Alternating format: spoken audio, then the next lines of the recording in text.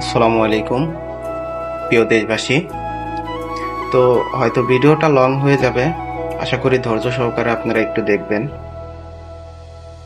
আর আমার প্রিয় দেশবাসীর ভিতরে শিবচর আল্লাহর একটা রহমত নাজিল হয়েছে। সেইখানে আল্লাহ তাআলা একজন ভালো মানুষকে সেইখানে একটা ভালো পদে দায়িত্ব দিয়েছে।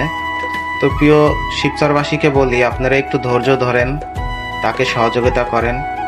আশা করি তার থেকে আপনারা ভালো উত্তম কিছু অবশ্যই পাইবেন। বললেন শুনুন, আপনাদের প্রাপ্য বুঝায় দেওয়ার জন্য যে পদক্ষেপগুলো নিতে হবে ধাপে ধাপে আমি নিব। মাত্র তো হাইলাম, শপথ হয়েছে আজকে 10 দিন হয় নাই, সংসদের অধিবেশন শুরু হয় নাই, জামু আল্লাহ বাঁচাইলে আরো 5 বছর সময় আছে। ধাপে ধাপে আপনাদের প্রত্যেকে আপনাদের যদি এরকমও কেউ থাকে এগুলো আমি ব্যবস্থা করে দিব, কোনো সমস্যা নেই, ঘরবাড়ি ব্যবস্থা করে দিব। ওই চেয়ারম্যান মেম্বার থেকে নিতে হবে না, আমি সরাসরি দিব।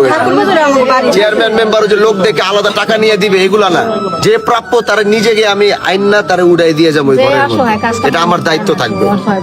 আমি যার ঘর দরকার যে প্রাপ্য তারা আমি নিজে আমার ওই ঘরে উঠাই দিয়ে যাবো, তার 1 টাকাও কোনো মেম্বার কোথাও তার কিছু দিতে হবে।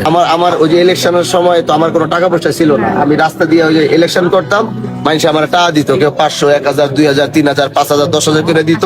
ওইয়া যতদিন পকেটে আসিল, যারা আইসে সহযোগিতার লিগে ওখান থেকে 200, 500, 1000 করে সবাই দিয়ে ওইয়া শেষ। কারণ আমার চলার মতো কিন্তু এখন ঠিক মতো টাকা নেই, আল্লাহ সাক্ষী আছে। এখন আমি যে যখন যারা আইতেছে, যে যেমন উনি আইলো, ওনার ছেলের একটা অপারেশন সহযোগিতা, আমার নিজের কোনো টাকা নেই যে নিজের টাকা দেয় আমার কাছে না, আব্বা আম্মার থেকে নিয়ে দিছে। হ্যাঁ, এখন আর কত দিব তোমার দিতে স্বাভাবিক। তো এখন সরকারি ভাবে কিছু ফান্ড টান আসে, এগুলো এখনো আমি পাই না। এগুলো যখন আবার আসবে তখন এই বাড়ির থেকে আল্লাহ যদি বাঁচায় কারো আমি খালি হাতে ফেরত দিব না। আমার একটু সময় দিতে হবে, একটু গুছাইতে হবে।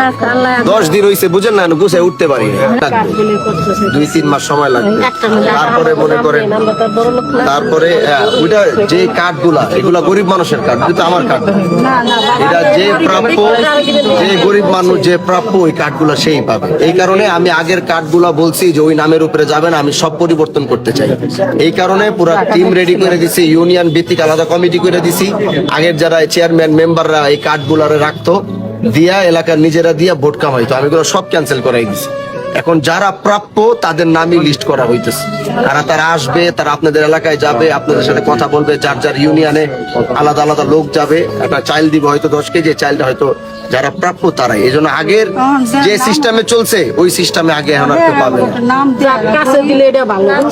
যে প্রাপ্য, যার ছেলে বিদেশ নাই, যার পোলাপাইন নাই, যে অভাবে, যে খাইতে পারে না, এই সমস্ত মানুষ যার ইয়া করে ওরকম, মানে যে প্রাপ্য না সে পাবেই না। আপনাদের এলাকায় যাবে জিজ্ঞাসা করবে। এবার পুরো সেট আপ চেঞ্জ করে দিচ্ছে,